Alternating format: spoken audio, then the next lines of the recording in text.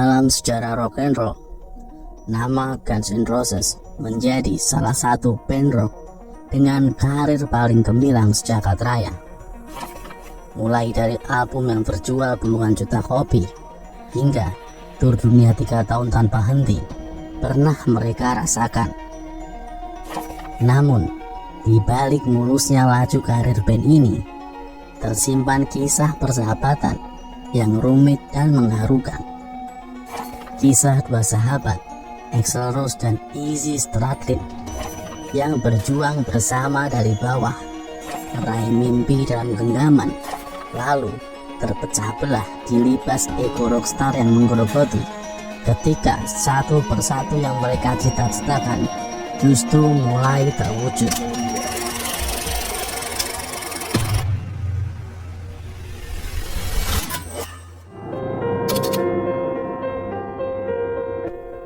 Kisah mereka dimulai di sebuah kota kecil bernama Lafayette, di mana dua anak laki-laki ini tumbuh di kota yang sama, namun dengan keadaan rumah yang berbeda. William Bruce Rose Jr. atau yang kita kenal sebagai Axl Rose memiliki masa kecil yang jauh dari kata bahagia. Ayah kandungnya meninggalkan keluarganya saat Axl berusia 2 tahun. Ibunya kemudian menikah lagi dengan seorang pria yang kejam. Axl kecil sering menjadi sasaran pelampiasan kekesalan ayah tirinya itu. Gereja menjadi satu-satunya pelarian, tempat di mana ia kemudian menemukan bakat bernyanyinya melalui paduan suara. Di sisi lain kota, Jeffrey dan Isabel, yang kelak dikenal sebagai Izzy Stradlin, tumbuh dalam keluarga yang relatif stabil. Sang nenek, seorang penikmat musik, memperkenalkan Izzy pada dunia musik rock and roll. Izzy kecil terpesona oleh Rolling Stones, Bob Dylan, dan Aerosmith. Pertemuan Axl dan Izzy terjadi di Jefferson High School Lafayette ketika keduanya duduk di kelas 3 SMP. Axl, seorang remaja pembangkang, bertemu dengan Izzy yang pendiam. Dua kepribadian yang kontras, namun musik menjadi jembatan yang menyatukan mereka. Mereka sering menghabiskan waktu bersama, jamming di garasi, dan berbagi mimpi untuk menaklukkan dunia dengan musik mereka. Siapa sangka persahabatan yang lahir di kota kecil itu kelak akan menjadi fondasi penting dalam berdirinya sebuah band rock terbesar sepanjang masa.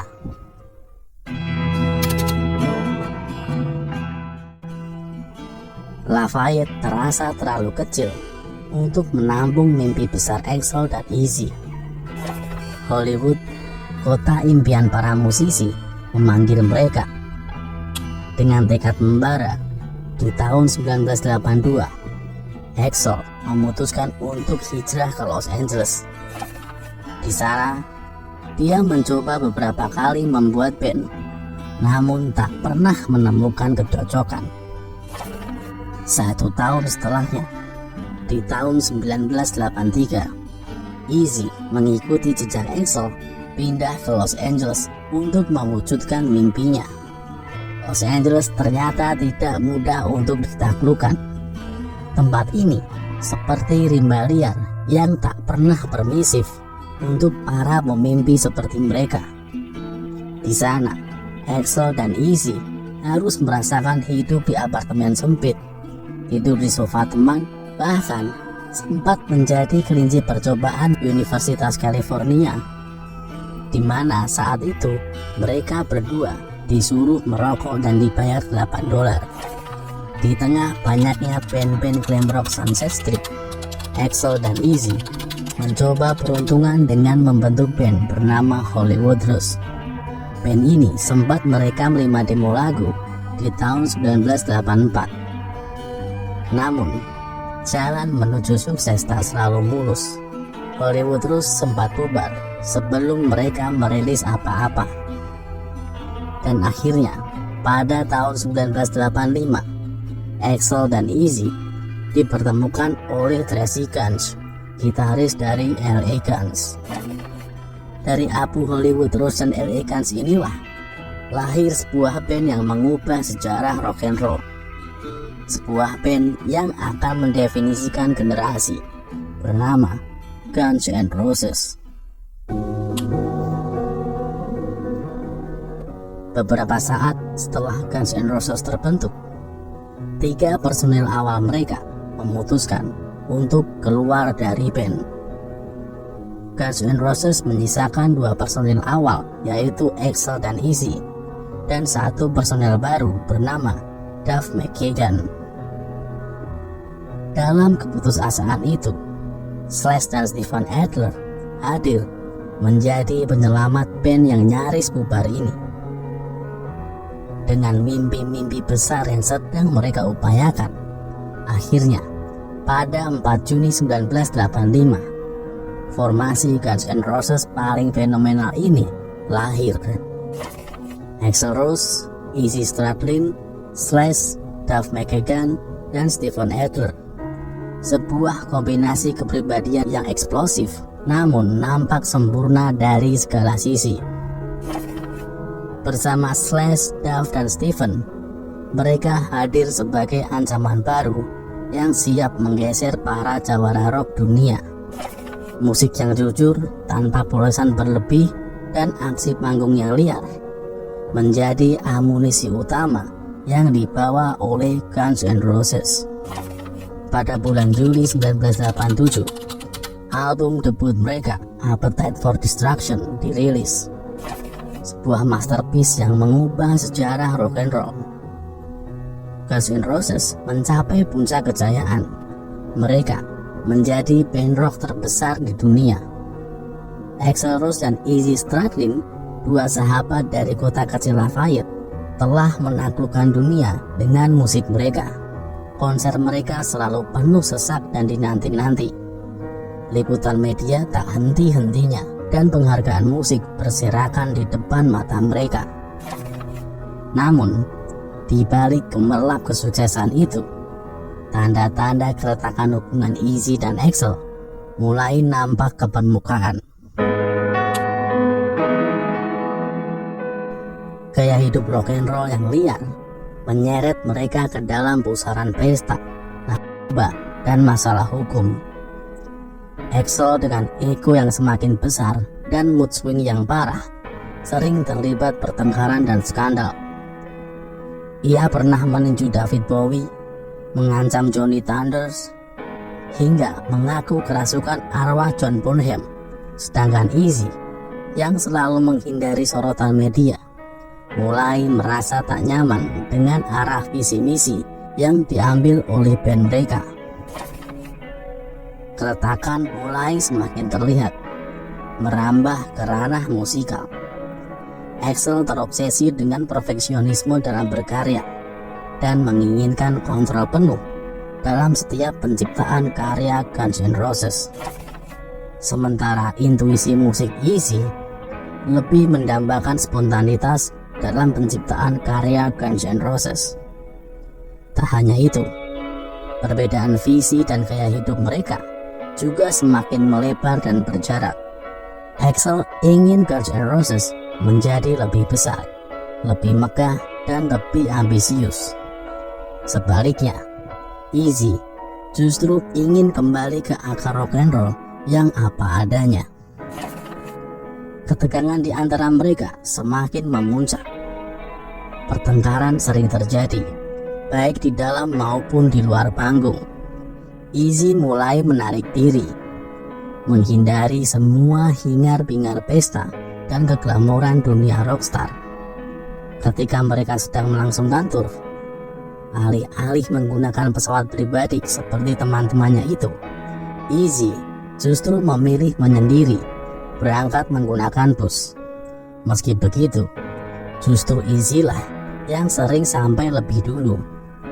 Bisa dibayangkan bagaimana perasaan Izzy menghadapi tingkah laku teman-temannya itu.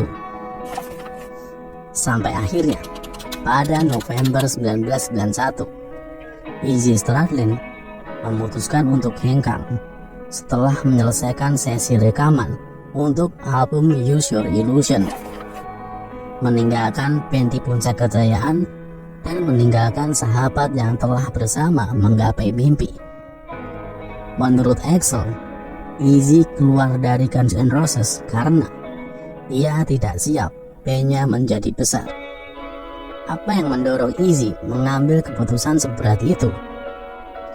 Bukan popularitas yang memudar, atau bukan pula masalah finansial. Izzy hanya lelah. Lelah dengan gaya hidup band yang semakin liar dan destruktif. Izzy sudah sangat muak dengan semua drama rockstar ini. Dia bahkan merasa sangat jijik dengan perubahan sikap Axl. Namun, Axl, sang frontman dengan ego yang semakin besar, malah merasa dikhianati. Ia tak menyangka sahabatnya yang telah bersama-sama merintis karir dari nol akan meninggalkannya di tengah kejayaan yang mereka rintis bersama. Kepergian Izzy seperti tamparan keras bagi Axl dan memicu serangkaian masalah baru dalam band. Guns N' Roses tanpa Izzy seperti tubuh tanpa jiwa. Hilang sudah keseimbangan, hilang sudah harmoni yang sempurna. Hilangnya Izzy menandai berakhirnya sebuah era. Era di mana persahabatan, mimpi, dan musik menyatu dalam harmoni yang sempurna. Di tengah carut-marut yang menghantam Guns N' Roses, Izzy menulis sebuah lagu berjudul 14 Years yang masuk di dalam album Use Your Illusion. Izzy menuliskan tentang jalan yang berbeda yang mereka tempuh. Ia mengungkapkan kekecewaannya, tetapi juga pengertiannya atas pilihan Axl. Lagu ini bukanlah sebuah serangan terhadap Axl, melainkan sebuah surat cinta dari seorang sahabat, sekaligus sebagai pengingat tentang mimpi yang pernah mereka bangun bersama. Pada tahun 1993, Izzy sempat muncul sebagai bintang tamu di konser tur Guns N' Roses. Ia kembali bermain gitar dan bernyanyi bersama Axl, Slash, dan Duff, membawakan lagu-lagu hits di era Appetite for Destruction. Namun, Izzy menyadari bahwa berada di panggung yang megah seperti ini sudah bukan lagi hal yang ia inginkan. Ia tidak ingin kembali menjadi bagian dari band problematik ini. Ia hanya ingin bernostalgia, merayakan kembali bermusik dan bersenang-senang bersama teman-teman dan sahabat dekatnya, Axl Rose. Setelah beberapa kali ikut tur konser Guns N' Roses, Izzy kembali menjalani hidupnya yang santai dan jauh dari sorotan media. Sementara itu, setelah tur panjang yang sangat melelahkan itu, konflik di dalam Guns N' Roses tak kunjung mereda. Perselisihan Axl dengan Slash dan Duff semakin membara dan membuat Axl sangat frustasi. Axl sempat putus asa dan menarik diri dari interaksi sosial. Ia terakhir kali terlihat di depan publik pada 19 Januari 1994 ketika tampil di acara Rock and Roll Hall of Fame. Tidak ada kejelasan tentang masa depan Guns N' Roses. Selentingan album baru yang sebelumnya sempat direncanakan terpaksa harus mangkrak. Dalam masa menghilangnya Axl itu, Slash keluar dari band di tahun 1996. Kemudian disusul oleh Duff di tahun 1997. Guns N' Roses hanya menyisakan Axl sebagai personil original yang tersisa. Keadaannya semakin memburuk. Ia telah ditinggalkan oleh teman-temannya. Dalam sebuah wawancara, Doug Goldstein, manajer Guns N' Roses saat itu, mengatakan bahwa di penghujung tahun 1999, ketika Exodus sedang berada di masa-masa terburuknya. Ada seorang yang menelponnya. Entah apa yang dikatakan orang itu kepada Exo. Namun, yang jelas, saat itu, aku melihat wajah Exodus tersenyum bahagia. Saat Exo menutup telepon, ia mengatakan kepadaku, Izzy telah menelponku.